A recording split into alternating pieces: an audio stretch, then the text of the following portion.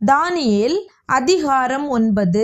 கல்தேயருடைய ராஜ்யத்தின் மேல் ராஜாவாக்கப்பட்ட மேதிய குலத்தானாகிய அகாஸ்வேருவின் புத்திரனான தரியு ராஜ்யபாரம் பண்ணுகிற 1ஆம் வருஷத்திலே தானியேலாகிய நான் எருசலேமின் பால் கடிப்புகள் நிறைவேறி தீர 70 வருஷம் செல்லும் என்று கர்த்தர் எரேமியா தீர்க்கதரிசியோடே சொல்லிய வருஷங்களின் தொகையை புஸ்தகங்களால் அறிந்து கொண்டேன்.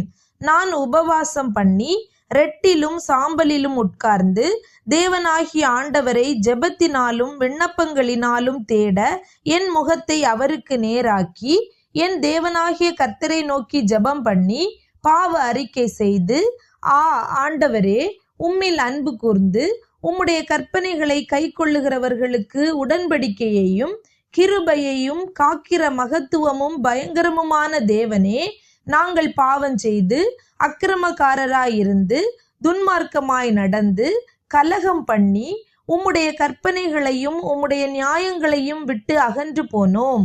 உமது நாமத்தினாலே எங்கள் ராஜாக்களோடும் எங்கள் பிரபுக்களோடும் எங்கள் பிதாக்களோடும் தேசத்தினுடைய சகல ஜனங்களோடும் பேசின தீர்க்கதரிசிகளாகிய உம்முடைய ஊழியக்காரருக்கு செவி கொடாமற் போனோம். ஆண்டவரே, நீதி உமக்கே உரியது. உமக்கு விரோதமாக செய்த துரோகத்தின் நிமித்தம் உம்மாலே சமீபமும் தூரமுமான எல்லா தேசங்களிலும் துரத்தப்பட்டிருக்கிற யூத மனுஷரும் எருசலேமின் குடிகளும் சகல இஸ்ரவேலரும் ஆகிய நாங்கள் இந்நாளில் இருக்கிறபடியே வெட்கம் எங்களுக்கே உரியது. ஆண்டவரே, உமக்கு விரோதமாக பாவம் செய்தபடியால் நாங்களும் எங்கள் ராஜாக்களும் எங்கள் பிரபுக்களும் எங்கள் பிதாக்களும் வெட்கத்துக்குரியவர்களானோம். அவருக்கு விரோதமாக நாங்கள் கலகம் பண்ணி அவர் தீர்க்கதரிசிகளாகிய தம்முடைய ஊழியக்காரரை கொண்டு எங்களுக்கு முன்பாக வைத்த அவருடைய நியாய பிரமாணங்களின்படி நடக்கத்தக்கதாக நாங்கள் அவருடைய சத்தத்துக்கு செவி கொடாமற் போனோம். ஆனாலும் எங்கள் தேவனாகிய ஆண்டவரிடத்தில் இரக்கங்களும் மன்னிப்புகளும் உண்டு.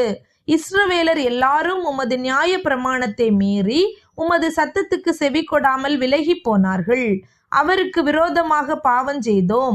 ஆகையால் தேவனுடைய தாசனாகிய மோசேயின் நியாயப்பிரமாண புஸ்தகத்தில் எழுதியிருக்கிற சாபமும் ஆணையாக்கினையும் எங்கள் மேல் சொரியப்பட்டன.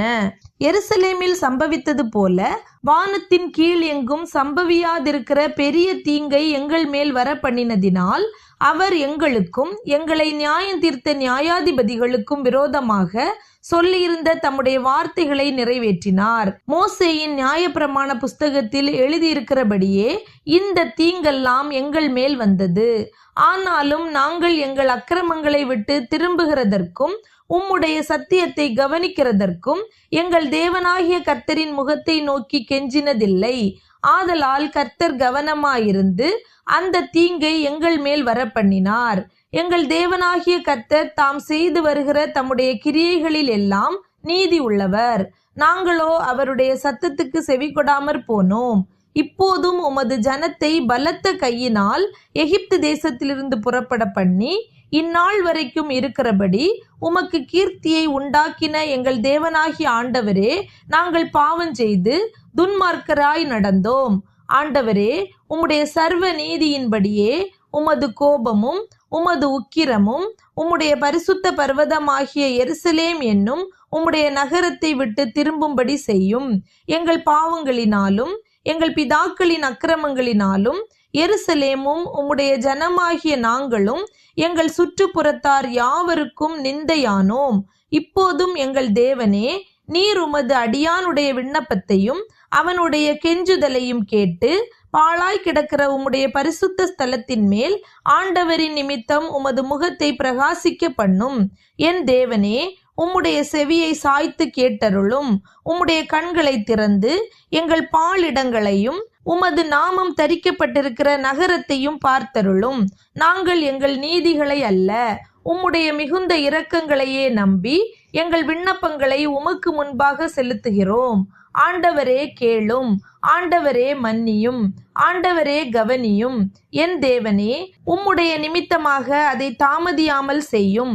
உம்முடைய நகரத்துக்கும் உம்முடைய ஜனத்துக்கும் உம்முடைய நாமம் தரிக்கப்பட்டிருக்கிறதே என்றேன். இப்படி நான் சொல்லி ஜெபம் பண்ணி என் பாவத்தையும் என் ஜனமாகிய இஸ்ரவேலின் பாவத்தையும் அறிக்கையிட்டு என் தேவனுடைய பரிசுத்த பர்வதத்துக்காக என் விண்ணப்பத்தை என் தேவனாகிய கர்த்தருக்கு முன்பாக செலுத்திக் கொண்டிருந்தேன். அப்படி நான் ஜெபம் பண்ணி கொண்டிருக்கும் போதே முதல் தரிசனத்திலே நான் கண்ட புருஷனாகிய காபிரியேல் வேகமாய் பறந்து வந்து அந்தி பலியின் நேரமாகிய வேளையிலே என்னை தொட்டான். அவன் எனக்கு தெளிவுண்டாக்கி என்னோடே பேசி, தானியேலே, உனக்கு அறிவை உணர்த்தும்படி இப்போது புறப்பட்டு வந்தேன். நீ மிகவும் பிரியமானவன். ஆதலால் நீ வேண்டிக் கொள்ள தொடங்கின போதே கட்டளை வெளிப்பட்டது. நான் அதை அறிவிக்க வந்தேன். இப்போதும் சொல்லுகிற வார்த்தையை நீ கவனித்து கேட்டு தரிசனத்தை அறிந்து கொள். மீறுதலை தவிர்க்கிறதற்கும் பாவங்களை தொலைக்கிறதற்கும் அக்கிரமத்தை நிவிர்த்தி பண்ணுகிறதற்கும் நித்திய நீதியை வருவிக்கிறதற்கும் தரிசனத்தையும் தீர்க்க தரிசனத்தையும் முத்திரிக்கிறதற்கும் மகா பரிசுத்தமுள்ளவரை அபிஷேகம் பண்ணுகிறதற்கும் உன் ஜனத்தின் மேலும் உன் பரிசுத்த நகரத்தின் மேலும் 70 வாரங்கள் செல்லும்படி குறிக்கப்பட்டிருக்கிறது. இப்போதும் நீ அறிந்து உணர்ந்து கொள்ள வேண்டியது என்னவென்றால், எருசலேமை திரும்ப எடுப்பித்து கட்டுகிறதற்கான கட்டளை வெளிப்படுவது முதல் பிரபுவாகிய மேசியா வருமட்டும் 7 வாரமும் 62 வாரமும் செல்லும். அவைகளில் வீதிகளும் அலங்கங்களும் மறுபடியும் கட்டப்படும். ஆனாலும் இடுக்கமான காலங்களில் இப்படியாகும்.